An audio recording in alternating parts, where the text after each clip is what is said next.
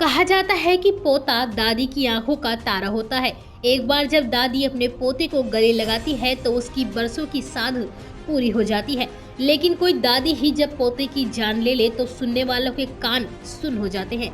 ऐसा ही एक वारदात बिहार के किशनगंज के टाउन थाना क्षेत्र के खगड़ा हाईवड्डा मोहल्ला से सामने आई है, जहां एक बुजुर्ग महिला ने बहू से विवाद के बाद अपने 3 साल के मासूम पोते की दर्दनाक हत्या कर दी। दरअसल घटना 6 सितंबर की है। तंजील अपने घर के बाहर खेल रहा था, तभी वो गायब हो गया। शाम होने पर भी मासूम जब घर नहीं लौटा तो परिजनों ने हर संभव जगह पर उसकी तलाश की, लेकिन तंजील का कहीं कोई पता नहीं चल सका, जिसके बाद इस बात की जानकारी टाउन थाना में दर्ज कराई गई। इधर माता पिता किसी अनहोनी की आशंका से घबराए हुए थे। उन्होंने अपने बेटे के गायब होने के अगले दिन घर से कुछ दूर कृषि भवन के पास एक पोखर में संदिग्ध हालत में तंजील का शव तैरता हुआ देखा। पति पत्नी पर तो जैसे दुखों का पहाड़ ही टूट पड़ा। मासूम तंजील का शव मिलने के बाद परिजनों और स्थानीय लोगों ने हत्या की आशंका जताई और जिले के एसपी से इसकी वैज्ञानिक जांच कराने की मांग की।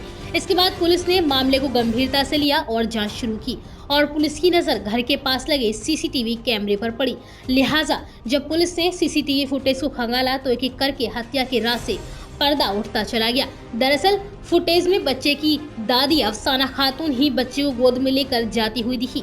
इसी फुटेज के आधार पर पुलिस ने पुख्ता साक्ष्य इकट्ठा किए और अफसाना की गिरफ्तारी के लिए दबिश देने लगी। आखिरकार पुलिस के दबाव के बाद हत्या की आरोपी दादी ने अपना जुर्म कबूल करते हुए टाउन थाना पुलिस के सामने सरेंडर कर दिया। अफसाना से पूछताछ में इस बात का खुलासा हुआ कि उसका बेटा उससे लगातार दूर होता जा रहा था। अफसाना को इस बात का अंधविश्वास हो गया था कि किसी जादू टोने के बल पर बहू ने उसके बेटे को अपने वश में कर लिया है। इसके बाद अक्सर उसका बहू से विवाद होने लगा।